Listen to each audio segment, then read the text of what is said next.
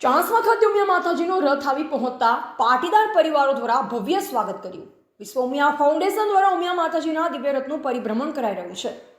વિશ્વ ઉમિયા ફાઉન્ડેશન દ્વારા ઉમિયા માતાજીના દિવ્ય રથનું ઉત્તર ગુજરાત સહિત મોટાભાગના શહેરોમાં પરિભ્રમણ કરાઈ રહ્યું છે। ત્યારે ગુરુવાર સવારે 9 વાગે ચાણસ્મા ખાતે લાલજીદાસ લક્ષ્મીદાસ પટેલ પ્રવેશ દ્વાર ખાતે ઉમિયા મૈયાનો દિવ્ય રથ આવી પહોંચતા ચાણસ્મા નગરની લાલજીદાસ લક્ષ્મીદાસ પટેલ પરિવારના તમામ પાર્ટીના પરિવારો દ્વારા ભવ્ય સ્વાગત કરાયું હતું, જેમાં પાટીદાર પરિવાર દ્વારા દિવ્ય રથમાં બિરાજમાન ઉમિયા મૈયાની છબીની પૂજા અર્ચના બાદ આરતી કરી પધારેલ ઉમિયા મૈયાના દિવ્ય રથ સાથે ચાણસ્મા નગરના સરદાર ચોક, રામજી મંદિર, ખાડિયા ચોક સહિત વિવિધ વિસ્તારોમાં શોભાયાત્રાનું પરિભ્રમણ કરાવાયું હતું।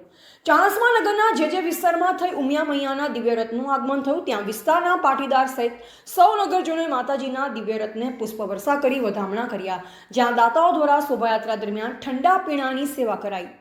જ્યારે લાલજીદાસ લક્ષ્મીદાસ ટ્રસ્ટ, યુવા પાટીદાર મંડળ, મહિલા મંડળ સહિત ચાણસ્માની વિવિધ સેવાકીય સંસ્થાઓ દ્વારા ઉમિયા મૈયા દિવ્ય રથની શોભાયાત્રાનું સુંદર આયોજન કરાયું।